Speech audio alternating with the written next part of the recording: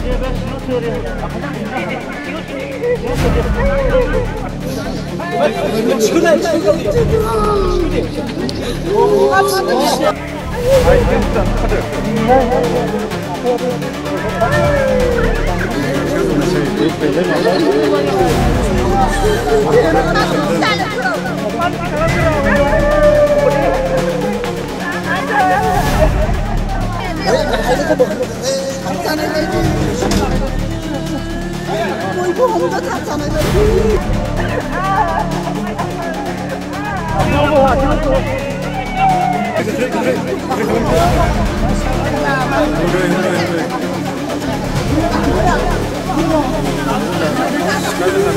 जाथाया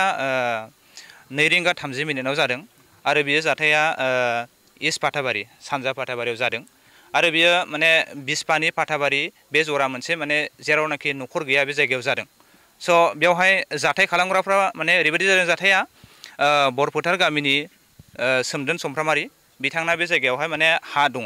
हाजों लोगोसे बेवहाय माने बेना दंफांबो दंमोन आरो जिया दंफां दा बे जिया दंफांखौहाय बै जायफोरनाखि दानदों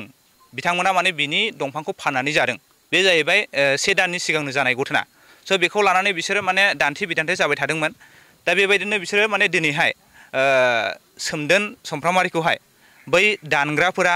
लेंहरदों माने गामिनि गावबुरा दङ गामिनि रायजो राजा दङ नों फै जोङो रायलायगोन होननानैहाय लेंहरदों स' लेंहरनानैहाय बिसोरो बेयावनो माने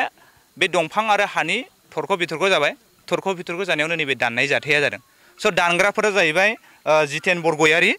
बेयो जाहैबाय बिफा आरो बिनिनो फिसाला बिजेन बरगयारि बेनिफ्राय देखालाल बरगयारि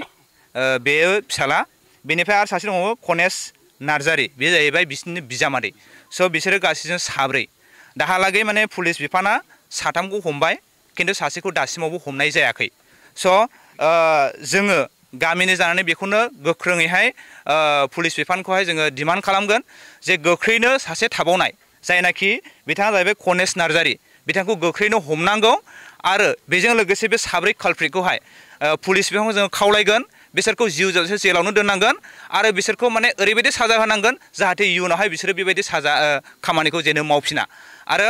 जोङो बिथांमोनखौ मोजाङैनो मिथिगौ बिथांमोना समाजजों खुनु सोमोन्दो गैया आरो बेबायदि खामानियाव बिथांमोना जेब्लायबो लोब्बा थानाय मानसिफोर बेनिखायनो जोङो सान्तिखौ लुबैग्रा मानसि हिसाबै जोङो गामियाव बेबायदिखौ जोङो मोजां मोना बेनिखायनो पुलिसखौ जोङो खावलायगोन स' बिथांमोनखौहाय गोख्रोङैनो साजा होनांगोन आरो जिउ जोबजासे बिसोरखौहाय साजा होनांगोन दायो जायनाखि दानजानाय सोमदोन समफ्रामारि बिथाङा जोबोद गोबारैनो जोखोम जादों दासिमावहाय थागोन थाया जोङो खुनु गेरेन्थि गैया जोङो दहाय नुनाय बायदियैहाय बिनि आगसि आखायाव दाबनै जायगायाव दानदों बेनिफ्राय उनथिंजाय थाफ्लियाव दानदों फेन्दायाव दानदों खर'आव मोननै जायगायाव दानदों दा गोबां थै गदों बिथाङा थागोन थाया जों दासिमबो बुंस'नो हाया जोङो इसोरनाव बेखौनो आर'ज खालामो बिथाङा मोजां जाथों जोङो बेखौ आसा खालामो बेजों लोगोसे जोङो न'खरजों लोगोसे गामि बेवहाय जोङो 3 गामि नांनानै दङ मोनसेया जाहैबाय इस्ट पाटाबारि जानाय जायगा मोनसेया जाहैबाय बरफोथार बे जाहैबाय सोमदोन समफ्रामारिनि गामि आरो 2 उइटनेस दङ बे जाहैबाय बिस्पानिनि स' 3 गामिखौहाय बेहा सरजाबनानै दङ बे जाथाया बेनिखायनो जोङो 3 गामिनिहाय बेखौनो दाबि खालामगोन गोख्रैनो पुलिस बिफाना सासे थाबावनायखौ हमनांगौ आरो बिथांमोनखौहाय आयेननि साजा बायदिनो बिथांमोनखौ साजा होनांगौ आङो बेखौनो खावलायो दासिमाव लवार आसामाव लांदों बिथांखौहाय दा लांनानैहाय बेखौहाय इनिशियेल ट्रिटमेन्ट खालामगासिनो दङ दा जोङो दासिमाव रिजाल्टखौ मोनाखै मा जागोन स' बेखौ जोङो दासिमाव बुंथ'नो हाया सोमदोन आरो आं सोमेश्वर मोसाहारि जों आंनि न'आव थांनानै सोमदोना माने आंखौ नेबाय थाहैदों ओमफ्राय बियो आदै बैयाव एसे दंफां दानलायनायनि एसे केस बायदि जानानै दङ बेहाय थांनि आदै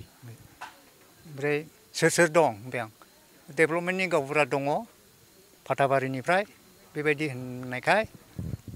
बिदिब्लालाय आंबो थांनायसै होननानैहाय आं थांदों आरो ओमफ्राय थांनानैहाय थांब्ला बिसोरो 3बो जमा दङ बे बिजेननि न' गुदियाव ओमफ्राय सहैबाय स्पटआव सहैनानैहाय बिदिब्लालाय नायदिनि होनलायलायबाय आरोखि नायनानै जोङो दंफांसिम बागानसिम जोङो बे दंफां हाफायनायसिम जों सहैयाखै होमब्लानो बिसोरो बे नाथुवाया गावनि फिसालाफोरखौ सिगां होदों ओमफ्राय आंबो सिगां ओमफ्राय बिसोर सानैजों सोमदोनजों बिजों बिसोरो इयुनावहाय आरो इतिमध्ये जोङो सिगांबाय ओमफ्राय बे खामानिया बिसोरो जालायलायबाय आरो दानबाय ओमफ्राय आङो ओरै खिबुजों नायहरबा बिसोरो दानलायलायबाय दाने दाननानैहाय आंबोथ' अभाब जाबाय गिबायबो आंबो सिखा खंखाय बानफिनबाय बियो दानखांनानै